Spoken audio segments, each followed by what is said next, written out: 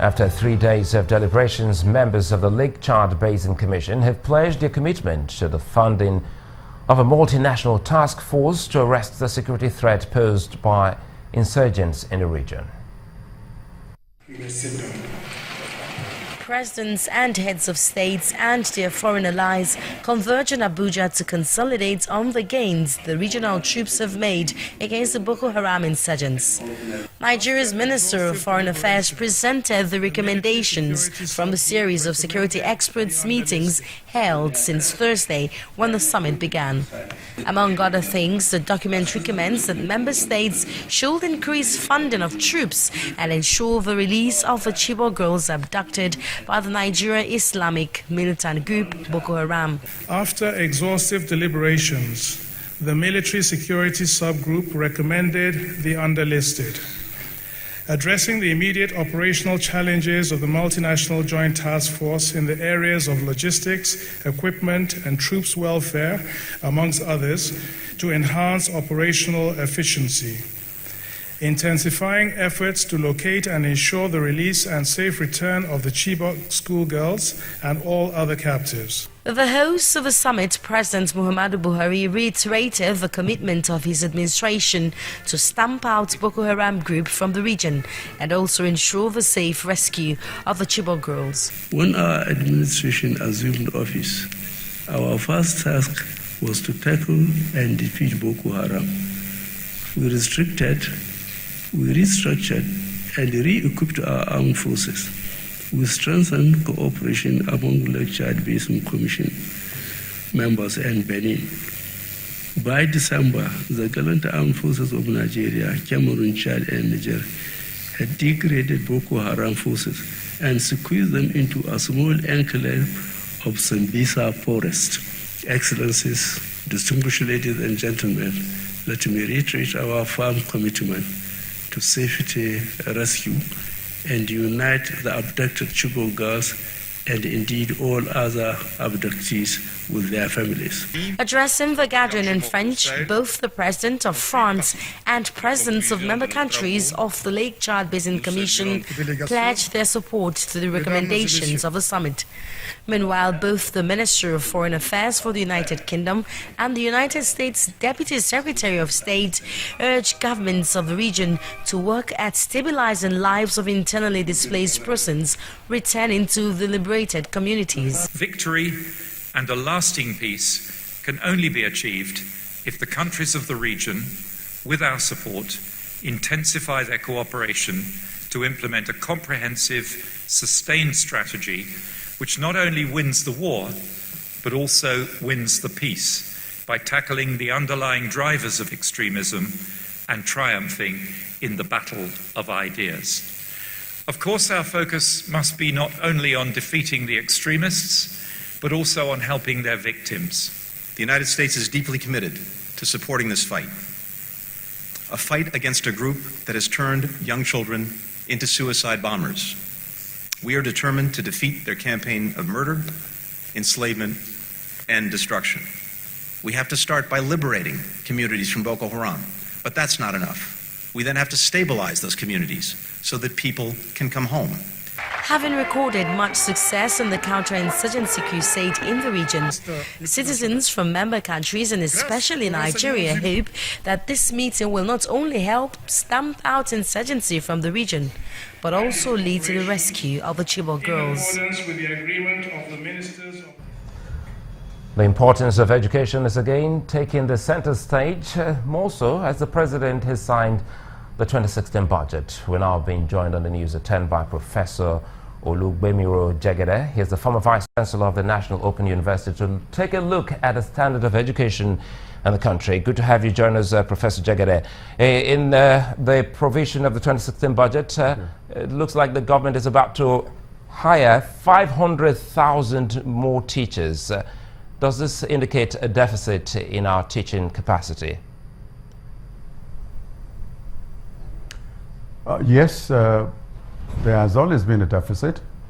Indeed, UNESCO has been warning Nigeria for years that by 2030, Nigeria will need 1.4 million teachers for the secondary and primary level, at the secondary and primary levels, and about 465,000 university lecturers in 2030. So we really don't have them now. And the few we have are not enough. Not only that they're not enough, there are situations where there's a lot of truancy and there is a flight from teaching because of so many reasons. And indeed, if you use what happens at the local government level, you will notice that teachers are always being owed salaries for months and months and months. And it's on record that 50% of our teachers in the primary and secondary schools play truancy. So we really don't have the teachers, and so it's a welcome development by the federal government to now train 500,000 teachers for our system. That is still not enough because we need, as I said, almost 2 million teachers by 2030 for our universities and secondary and primary schools. Well, that's some figure, but let me take you up on the truancy allegation here, because I've been in school, I have seen some supervisors who came to watch to see what teachers were doing at that point in time. What has gone wrong? Do we still have supervisors who go to see what happens in our classrooms? Well, a lot has gone wrong, and we really need to go back to the drawing board. Many of the supervisors don't do their work, and many of them don't even know what they should be doing.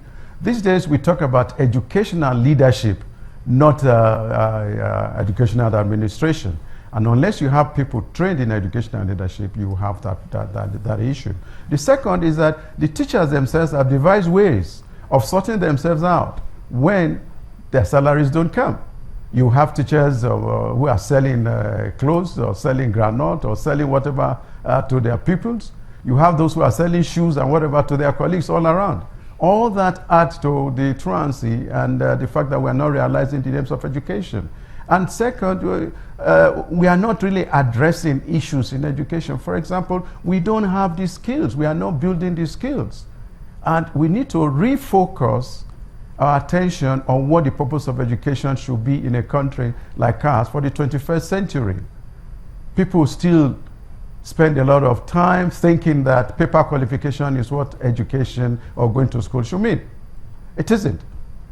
It is that we must provide the student or the graduate with a repertoire of skills, that will lead them to what I know my friend Dr. Adesina of AFDB calls people who will be creator of jobs and not hunters of jobs. But what we are doing is just sending people through the mill, giving them certificates and thinking that that is all that is required. Not in the 21st century. We are actually, education has reached a disaster area, and I think we should, the country must declare an emergency. If somebody is sick, the sickness is immediately detected by the doctor. But if a country is sick educationally like we have, it will take 10, 15 years before that begins to manifest. And that is what is happening today, where you have graduates roaming around the street. Many of them can't even write their CVs properly. Many of them can't speak a word of English. Some of them cannot even construct a very good sentence. And so we are running into problems. And indeed, when the issue of unemployment, underemployment, and unemployability came up at Davos, the World Economic Forum last year, I recall that Alhaji Dangote, the chairman of the Dangote Group, said that the country is running itself into destruction. And really, I think it is becoming catastrophic, and we need to do something about it. Let me take you up on the kind of graduates we churn out. You know, if you don't have a good teacher, the likelihood of having a good graduate is slim. 36 federal universities, 37 state universities, and even 45 private universities, all accredited by the National Universities Commission. What is that thing that we have missed out here? Don't forget that we had a 6-3-3-4 system, which is more or less likened to what Julius Nyerere would call education for self-reliance, where people can learn trade in case you don't want to further. What happened to the system? Well, I need to say with all humility that the system has broken down educationally. We have not followed through what we need to do with regards to the policy on education. We have not sat down with the National Policy Commission to say what exactly do we need. By a certain number of years, we should say in 2030 we should have this number of engineers, this number of doctors to cater for the system. In the education sector, like you have said, we have universities. Yes, probably almost 140 universities. That's not even enough. But the issue is that is garbage in, garbage out. And every day we are using yesterday's curriculum to treat today's problem. Or if you like, in the current way that people say it, we seem to be using the analog solutions for digital issues in this country. And unless and until we change, unless the curriculum is revamped, unless we cascade it right from the primary school to the secondary, and through the secondary to the university, unless we retrain our teachers and we begin to say that they should be the fulcrum of the educational system, we are going to have a lot of problems. And that's why we have a lot of youth roaming the streets. The central bank says that we have 80% unemployment of youth in this country. But the National Population Statistics Bureau says, no, we have only 50%. But International Labour Organization has told us that we have about between 60 and 70% youth unemployment in Nigeria. This is getting to a catastrophic level. We must sort this out. We need to build skills. We need to close the skills gap between tertiary institutions and the labor market. We need to have continuous summit on entrepreneurship and career assistance for our children. And I believe that there's an NGO, the Best of the World, that is going to run one of these entrepreneurship summit on the 2nd and 3rd of June in Lagos. This is what we need. And until and unless we begin to look into this, we have problems. The second thing is that you see, in politics, you talk about dividends of democracy. In a developing country and in education, and because of the precocious way that we procreate, we should be talking about demographic dividends. We should make use of this population bulge and use it to the benefit of the country. So it is not bad to have so many youths, but what is horrible is not training them in the skills that they require in entrepreneurship. Other countries are doing it, so it is nothing strange. Rwanda, that very small country that just came out of a terrible war, has been able to develop their own entrepreneurship and skills system. Indeed, they have also embraced technology to the extent that even buses have got Wi-Fi. So children in school buses or anybody going around, all you need to do is...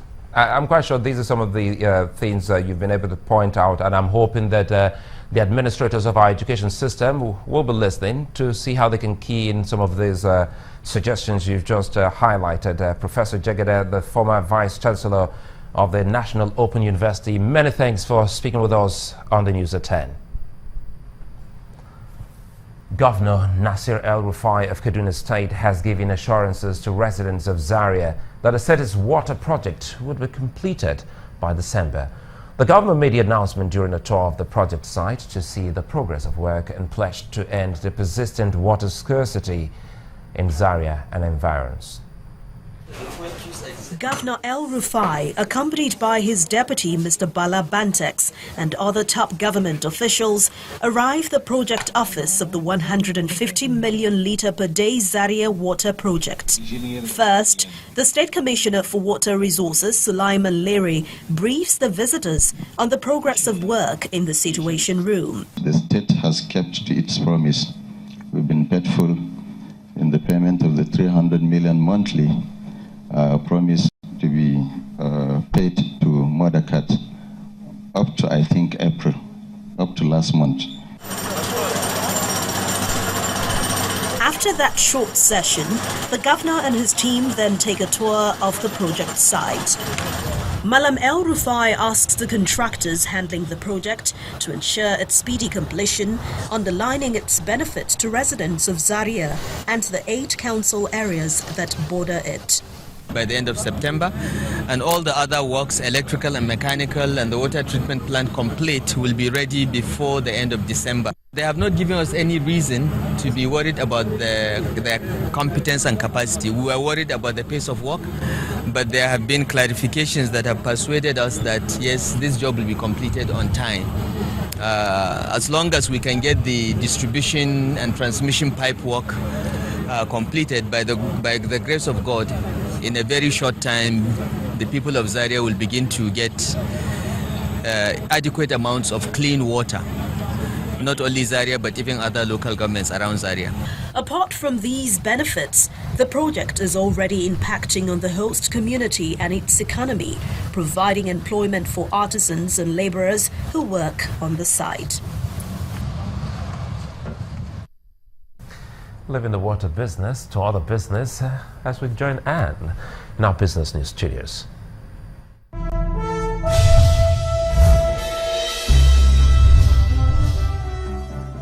Welcome to Business News. The federal government needs to do more in areas of ease of doing business, e-governance and curbing corruption in order to enhance growth for businesses in Nigeria.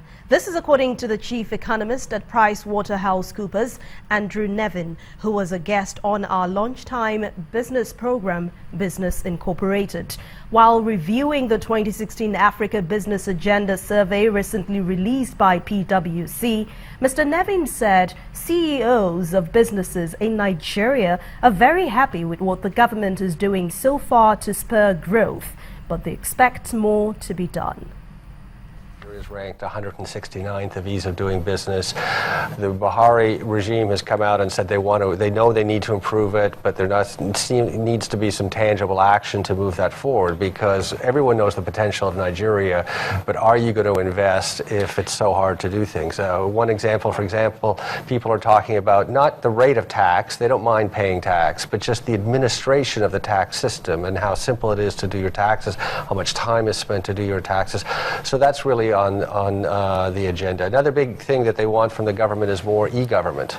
So talking about this actually digital's arrived here. I mean, Nigeria has the highest rate of internet usage by mobile phone on the planet. Penetration is growing every day. CEOs want to see governments use e-government to make it more efficient, more transparent, clear what's happening. So they're expecting a lot from the government. And then the final issue that really came out in this report, which is of course on everyone's mind right now because of what's happening in London, is the level of corruption.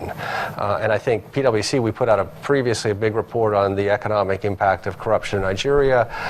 The way we're expressing this is dealing with corruption is a necessary, it's not sufficient, it's a necessary but not sufficient condition for moving forward. But the CEOs agreed with that, come out very clearly and say corruption needs to be addressed to move forward. Nigeria's local currency, the naira, is expected to maintain stability next week following the loosening of restrictions in the downstream petroleum sector, allowing operators to source dollars at the parallel market. The local currency weakened to 350 to the dollar on the parallel market on Friday and traded at 199 naira 40 kobo on the official interbank market. But traders believe the pressure facing the naira will subside in the coming weeks as the expected influx of new demand may not materialize because of benchmark price of 145 naira per litre of petrol, and it's still based on an exchange rate of 285 naira. Let's go to the interbank market now, where average lending rates increased by 10.40% at the close of the week. The market opened the week with an estimated credit balance of 381 billion naira, but system debits, including pre-funding for the weekly CBN Forex intervention, outweighed inflows from maturing OMOs worth 32 billion naira and pre-funds from unmet demand at the CBN's weekly Forex intervention. Analysts expect the rate to climb further next week. And that's business news for this week. Thank you so much for watching. I'm Anne Nwawado. The rest of the news at 10 continues now.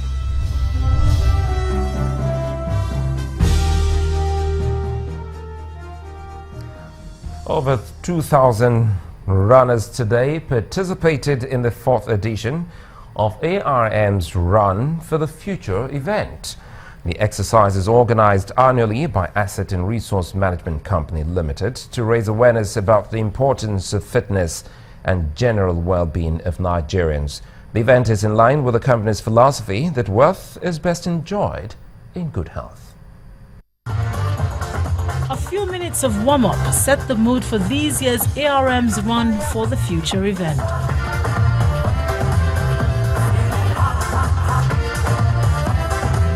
The participants took up from Makuwen Road in Ikoyi. The 8-kilometer run proceeds through Bodilon Road, connecting Lekki Phase 1 to the Lekki-Ikoyi Link Bridge. This sensitization walk targets a healthy disposition to retirement, in line with the theme, which is Live Healthy, Retire Wealthy. It's a way of connecting people, getting people together to do what we think is in their own best interest. Because really, you can only have a good pension or retirement if you are healthy. Because retirement is not all about money, it's about having good health. So yes, we're helping you to save for the future, but more importantly, we're also creating awareness to be healthy for the future. The end point of the 8-kilometer run is at the Onikon Abayomi Road, Ikoyi. Edet Alon Moses finished first in the male category with a time of 31 minutes 4 seconds. Sarah Olamide won the female category in 33 minutes 6 seconds. I was there last year, I placed third position. I was like, this year I will try my best. I don't know how it will come out this week. No, this is my first time of this in this very race. I give thanks to God for making me number one today. The objective of the run really for us is to engage our community, our immediate community, sell the idea of living healthy to them, and also promote healthy living to them. When we first started 4 years ago, we had less than 600 people attend the first event. Today, we've had people registered online and at the venue in excess of 4,000. People that have come today are in excess of 3,000. So yes, response has been fantastic. Winners went home with exciting prizes, with the organizers promising a more exciting run next year. Next on the news at 10, Barcelona pip Real Madrid to Spanish La Liga title after beating Granada 3-0. That's on Sports News. Stay with us.